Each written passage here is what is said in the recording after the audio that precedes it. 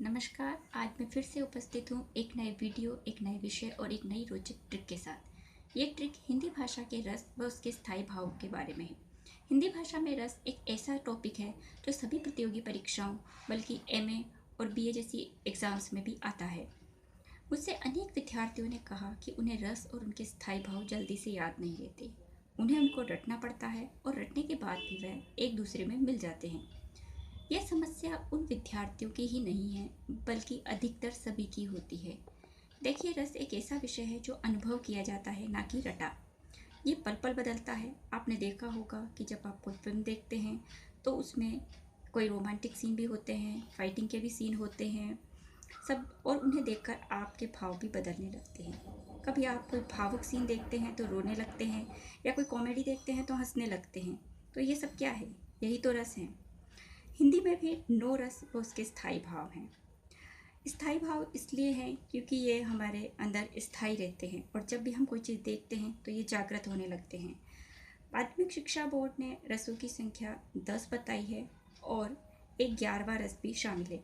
मैं इसे इसलिए बता रही हूँ कि कभी हाल ही में आरपीएससी सेकंड ग्रेड के एग्ज़ाम्स होने वाले हैं और उसमें रस एक टॉपिक है, और उसमें माध्यमिक शिक्षा बोर्ड की किताबें महत्वपूर्ण भूमिका निभाती है।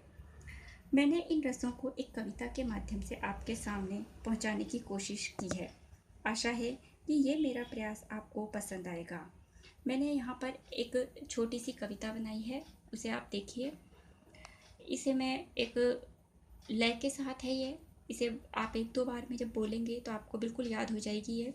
देखिए, श्रृंगार रतिका देख वीर उत्साह से हंसा, रोको भय विभत्स जग का, करु शोक अद्भुत विस्मय से, शांत निरे वत्स भक्ति ईश्वर प्रेम से। यहाँ जो पहली पंक्ति है, श्रृंगार रतिका देख वीर उत्साह से हंसा, मैं एक चीज़ और बताना चाहूँगी बीच में कि जो मैंने जो ये रेड लाइन पे क्रॉस का निशान है, उसका अर्थ कुछ भी नहीं है। और ऊपर जो आर और एस लिखा हुआ है, श्रृंगार के ऊपर आर और रति के ऊपर एस। आर से रस है और एस से स्थायी भाव। पहले रस है और उसके बाद उसका स्थायी भाव लिया है मैंने इस शॉर्ट ट्रिक में। तो देखिए, श्रृंगार उसका जो स्थायी भाव होता है वो रति है। वीर उत्साह से हंसा, तो वीर का जो स्थायी भाव होता है वो उत्साह है।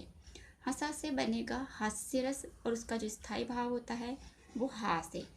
यहाँ रोको भय विभत्स जगह, यहाँ जो रोको शब्द है उसमें दो शब्द है, रो और को। तो रो से बनेगा रौद्र और इसका स्थायी भाव होता है क्रोध। भय, भयानक रस का जो स्थायी भाव होता है वो होता है भय। विभत्स जग का, विभत्स का जो स्थायी भाव होता है वो है जुगुप्सा। करु शोक अद्भुत विस्मय से, करु से करुण रस बनेगा जिसका स्थायी भाव है शोक। अद्भुत विस्मय से, अद्भुत जो रस है उसका स्थायी भाव है विस्मय। शांत निरे वत्स भक्ति ईश्वर प्रेम से, शांत रस जिसका जो स्थायी भाव है वो है निर्वेद, और वत्स से वत्सल, और जिसका स्थायी भाव है वात्सल्य। भक्ति रस का जो स्थायी भाव है वो ईश्वर विषयक प्रेम है। तो ये एक मेरा छोटा सा प्रयास है। मुझे आशा है कि आपको पसंद आया होगा, और मुझे ये भी उम्मीद है कि इससे आपको जल्दी ही रस और उसके स्थायी भाव याद हो जाएंगे। तो ये मेरा वीडियो आपको कैसा लगा, इसे लाइक करें, सब्सक्राइब करें और अपने कमेंट्स के माध्यम से मुझे बताएं। धन्यवाद।